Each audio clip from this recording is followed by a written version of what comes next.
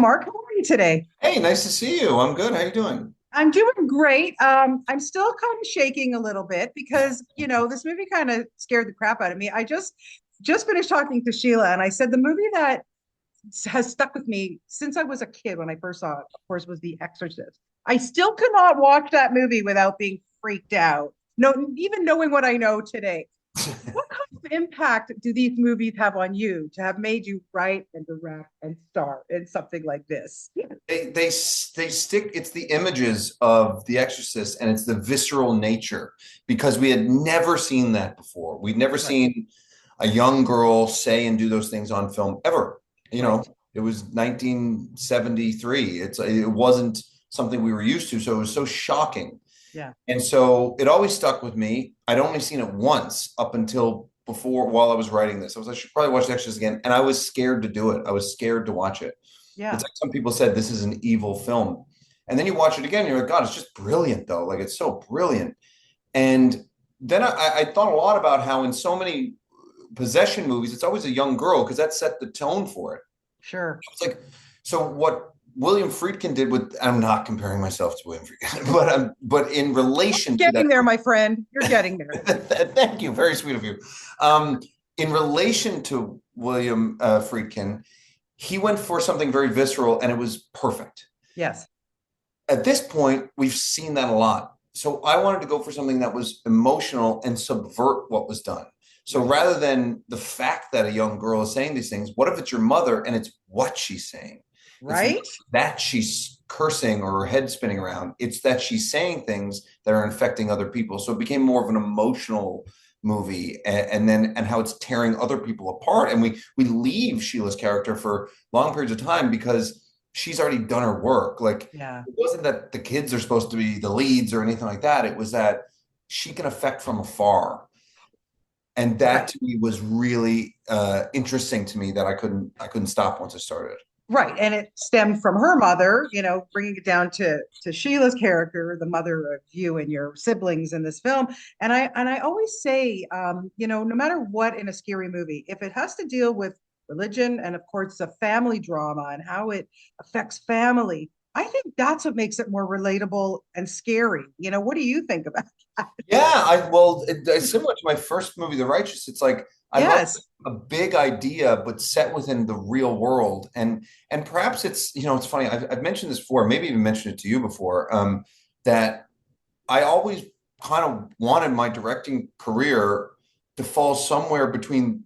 Once again, I'm not comparing myself to these people, but to fall in style and in tone, to fall somewhere between Bergman and De Palma. Okay. Of you have someone who laments that his parents never gave him any toys, and then the other one just wants to play with toys, and Yeah. so, and I think the movie Voices falls in between that it's like this outlandish kind of idea that I think we buy right away because the movie sort of is a fabulistic quality, but it's this operatic huge idea, but it's human. It's about what if that did this to these people. And there's a way where you could even watch this movie where what is happening with Sheila in the movie is not even really happening to that degree. It's just their own Sure. psychosis that is building it up because they're so narcissistic because Yes. they weren't treated properly. So I love that. I love a big idea, but human. Yeah. And when you get great actors and things like that, it becomes this weird alchemy.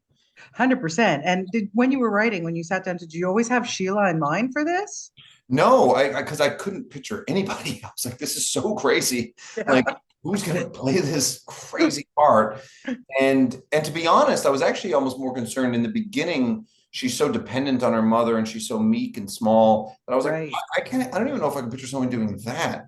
And Huh. then she's to kind of take this 180 and then Sheila's name was mentioned by the producers. And I was like, do you think Sheila McCarthy's gonna do this? Like, this is like a crazy part because really the role as a force is kind of what she is, Yes. almost more than a person. And Sheila just hopped in. I was like, oh my God. So, and she's perfect because Sheila has this, even when she's doing nothing, there's a sweetness to her and there's a soul to her. And and there's a meekness that she can portray, which is actually not her, because she's Mm. very has a lot of vitality as a person, and yet she can go the other way. So it was perfect and rare because not every actor has that range. 100%. And well, as the siblings, there's some really great scenes of when you guys are really going at each other. But there's one scene where you just go ballistic. I Yeah. mean, oh my, it was like riveting to watch you direct yourself in something like that. I'm a crazy person, I guess. It's fun, really, and like the best directing you can give an actor is to act in a scene with them because Yeah, we're with them. I'm like, I'm with you. I'm not the director right now. I'm with you. I'm the director. As soon as we yell cut, then I'm directing. But yeah, I'm here, and Carolina Bartzak, who I'm really having a go at in that scene, is right. having a go at me. It was just like I was just like, you can't hold anything back because when you want to say things, especially I love my siblings. I have three siblings. So yeah, Good. that's I a hope they didn't take any offense to they this. didn't. They've been watching Good. me in movies for a while, long enough they know it's all fake. But it's those things you want to say Yeah, so badly sometimes. And I was like, this is when we say it. yeah, So we just have to go full throttle to the point that it's just overkill. And each insult is like a punch, like it's an right. action sequence. 100%. You shot most of the film in Hamilton. I report for CHCH. We're going to use a clip, obviously, from on the show coming up. But why was Hamilton the best backdrop for this film?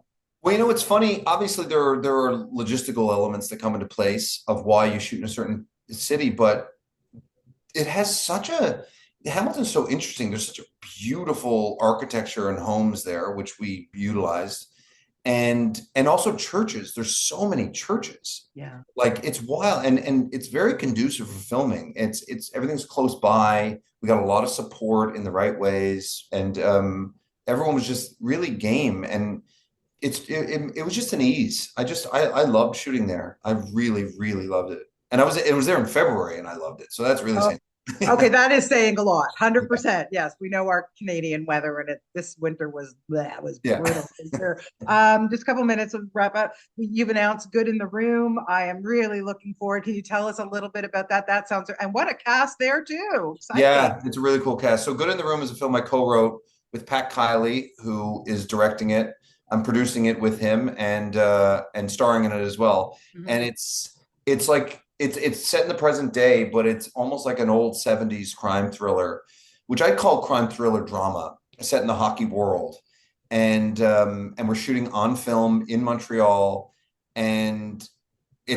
it's very, very vibrant, and that movie accelerates in a not dissimilar fashion that Voices of Our Mother does, but it's a different vibe, it's a different genre, and it's all handheld. It's quite different from anything else I've done, and we're in the middle of shooting right now, and Amazing. I'm having a blast. It's amazing.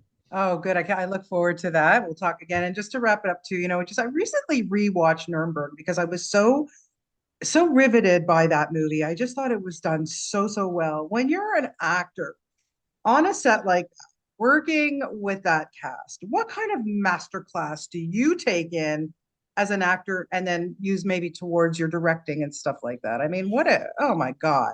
Well, it's an incredible cast, and it's a great script by Jamie Vanderbilt. But Yeah, you know, not to those actors are A plus, like they are the top of the heap. But I've also worked with actors who have two lines who are incredible actors too. of course. Great Yeah. actors everywhere, and that's not to diminish your question, by the way. Yeah. But to the point of what I loved working with those guys is I knew they were going to be great, and they do amaze you. But we're all actors. We're all trying to get a good script and do a Yeah. good job, and we want to do a good job in the movie we're shooting. We want to please the director, and we want to enjoy ourselves. And those guys are just like that. They're regular human beings who Sure. are trying to do a really good job and then get the next one. Yeah. And I found that really, really soothing to know, and a wonderful group of people, and it's something I'm really proud of to be a part of. Yeah, well, you should be. Well, you should be proud of this one too. Like I said to Sheila just 2 minutes ago, a couple minutes, scared the shit out of me. So you've done your job, my friend. Good. That's 5 stars of scaring Bonnie out of her seat. So all good. Thank you so much for that. I appreciate it. Thank you very much. Nice to see you. Nice to see you, Mark. Best of luck with everything. We'll speak to you soon. Take care. Okay, bye. Bye-bye. Bye.